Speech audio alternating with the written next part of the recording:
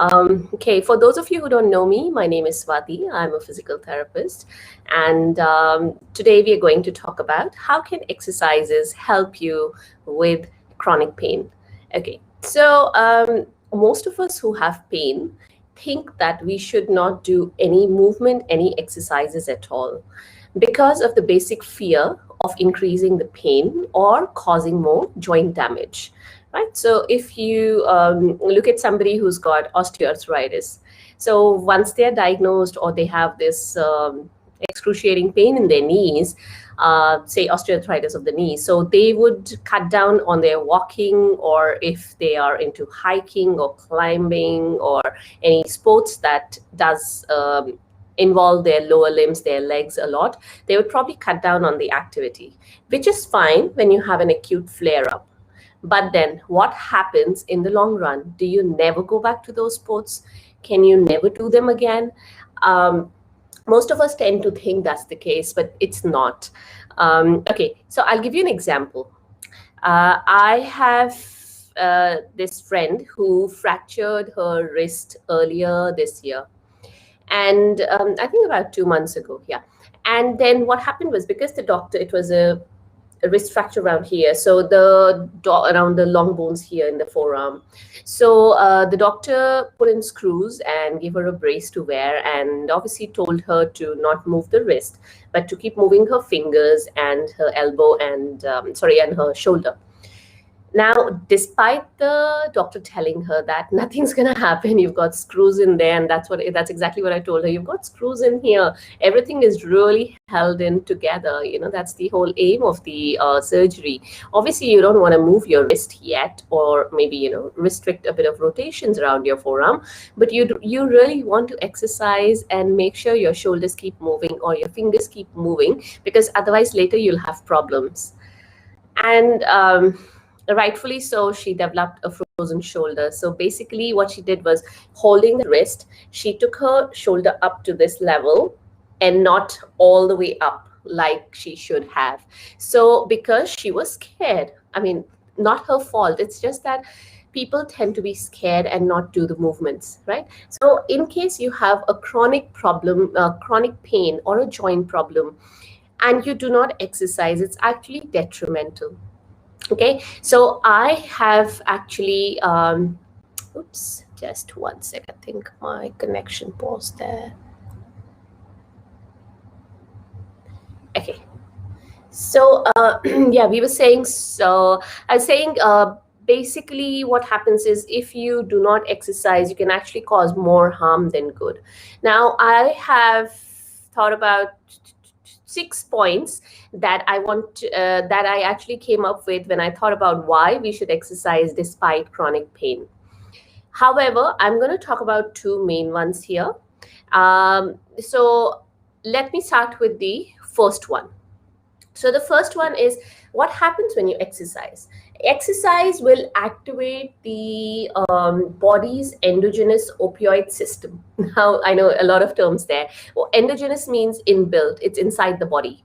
And opioid means, basically, opioids are the painkillers, right? So it's an inbuilt system within our body that is used for relieving pain. So our bodies are quite magical, right? So whenever we have an injury or a chronic disease that leads to pain, the body has got an inbuilt pain relieving mechanism, not painkiller, but pain relieving mechanism. So what happens is, when you exercise, okay, when you move around, it releases neurotransmitters. You might have heard of endorphin, the happy hormones, enkephalins and dimorphins. These are just a few groups. You don't need to be bothered with the name, but these are like your happy hormones, right? And they help in pain relief. Also, another thing that they do is, they give you this little high state, right? After exercise, you feel happier, you feel a little more focused. So that is what can't get the word. That is what will make you stick to your exercise routine, right? So today I did the exercise. I felt really good about it. So tomorrow that'll be my motivation to go and exercise. Okay.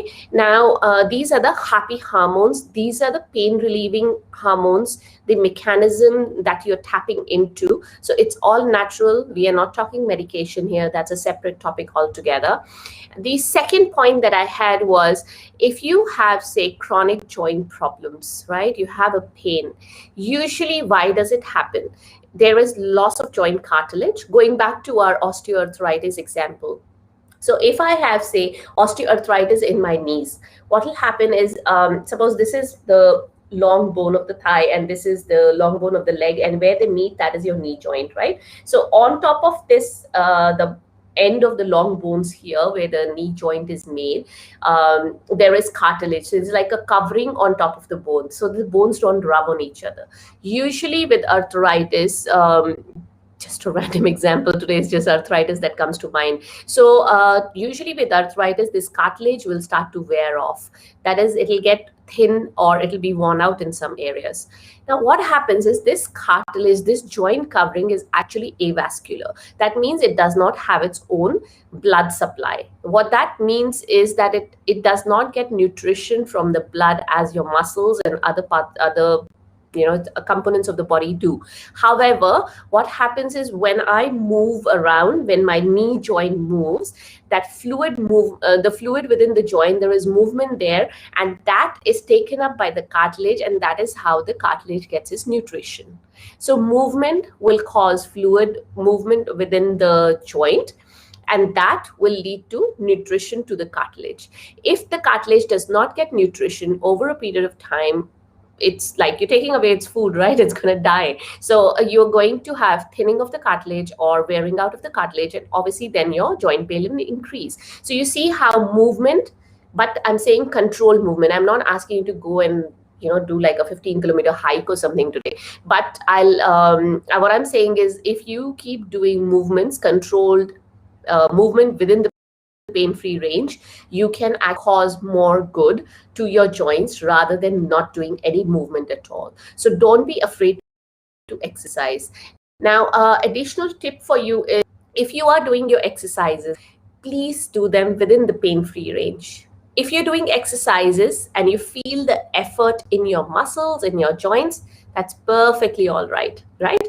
You feel the effort of doing the exercise, especially when you're doing the strengthening exercises. When you're doing your stretching, you will feel the stretch within the muscle fibers.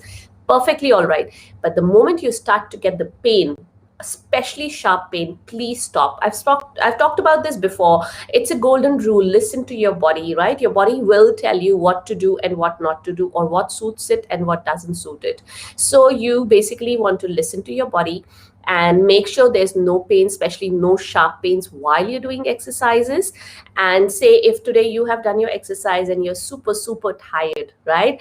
Or you feel, oh, this is so painful, then maybe next time you cut back a little bit on the exercise, gradually build it up. Don't just jump into an exercise. Now, when I say exercise, these can be therapeutic exercises, like a physiotherapist has advised you to do some exercises, or it can be your regular walk, run, swim, jog, etc., or gym work. Okay, so if you guys need any more help with what exercises you can and cannot do, feel free to reach out to me. I'm always happy to answer your questions. And if you want to know the other 4 points of how exercises can help with your chronic pain, I will leave a link to the blog in the description below. And for those of you who are watching me on Instagram, I'll leave it in the bio. So you can go in there and then access the blog.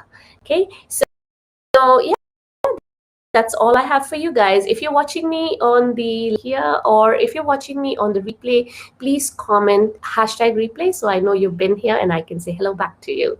Alrighty, I hope this was useful for you guys. Do let me know if there are any topics or any specific aches and pains you have and you want me to cover those. I'll be happy to help you out.